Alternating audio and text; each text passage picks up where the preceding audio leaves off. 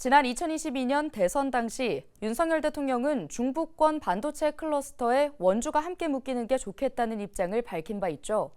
하지만 기대와는 달리 최근 정부의 반도체 산업 집적화 계획은 경기 남부권으로 집중됐는데요. 원주가 자칫 들러리 신세로 전락하는 것은 아닐지 우려의 목소리가 높습니다. 이다혜 기자입니다. 정부가 지난 15일 내놓은 반도체 메가클러스터 조성 계획은 경기 남부권이 주 무대입니다. 평택과 화성, 용인과 안성, 수원 등 경기 남부 2,100만여 제곱미터 부지를 세계 최고의 반도체 생산 기지로 키우겠다는 전략이 담겼습니다.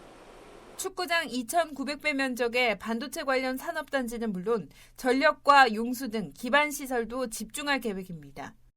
반도체 공장을 하나 세우면 설계, 디자인, 후공정, R&D 시설까지 모두 들어오는 거대한 에코시스템이 만들어지고 건설, 인프라 수요도 늘어나면서 일반 국민, 중산층, 서민의 민생을 위한 많은 양질의 일자리가 만들어진다고. 정부의 이 같은 발표에 강원도와 원주시가 추진해온 삼성 반도체 공장 등 기업 유치가 사실상 요원해진 것이 현실입니다.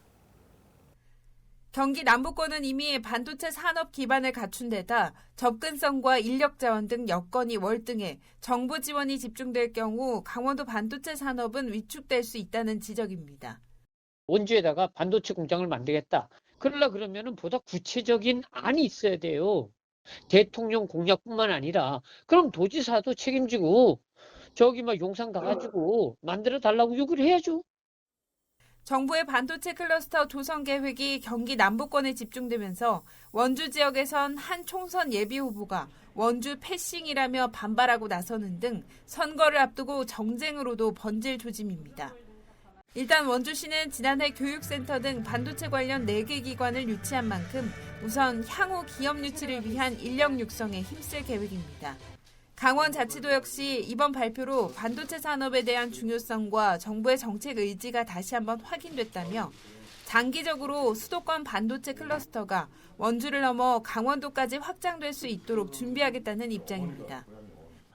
반도체 산업이 지속적인 성장을 해나가고 있는 거고 지금 정부가 계획하고 있는 그 계획이 언젠간 포화 상태가 될 거고 그때를 위해서 저희는 준비를 하는 거고 관련 기업들은 인근에 또 이렇게 분산돼서 이렇게 형성이 되기도 하거든요.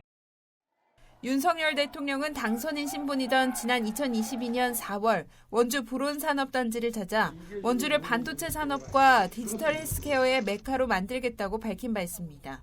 정부의 반도체 메가클러스터 육성 계획이 경기 남부권으로 집중된 가운데 향후 강원 지역까지 확장될 수 있을지 지역 주민들의 관심이 높아지고 있습니다.